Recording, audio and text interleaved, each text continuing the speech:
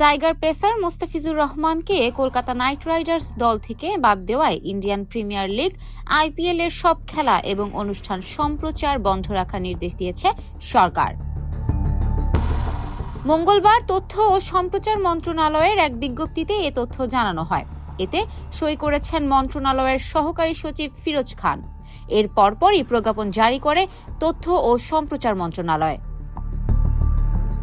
বিজ্ঞপ্তিতে বলা হয়েছে, ভারতীয় ক্রিকেট বোর্ড কর্তৃক আগামী ২৬ মার্চ ২০২৬ থেকে অনুষ্ঠেয় ইন্ডিয়ান প্রিমিয়ার লিগ ক্রিকেট খেলায় বাংলাদেশের তারকা খেলোয়াড় মোস্তাফিজুর রহমানকে কলকাতা নাইট রাইডার্স দল থেকে বাদ দেওয়ার নির্দেশ দৃষ্টিগোচর হয়েছে।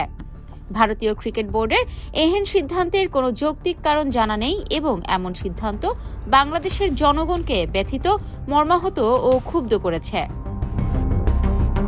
এমতাবস্থায় পরবর্তী নির্দেশ না দেওয়া পর্যন্ত ইন্ডিয়ান প্রিমিয়ার লিগের সব খেলা এবং অনুষ্ঠান প্রচার বা সম্প্রচার বন্ধ রাখার জন্য নির্দেশক্রমে অনুরোধ করা হয়েছে।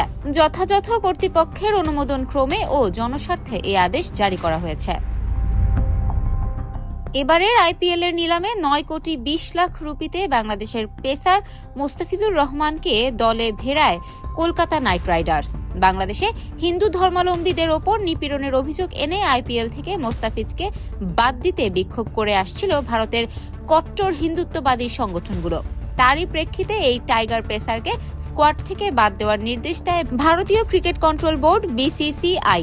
সেই নির্দেশ মেনে টাইগার পেসারকে ছেড়ে দেয় কলকাতা।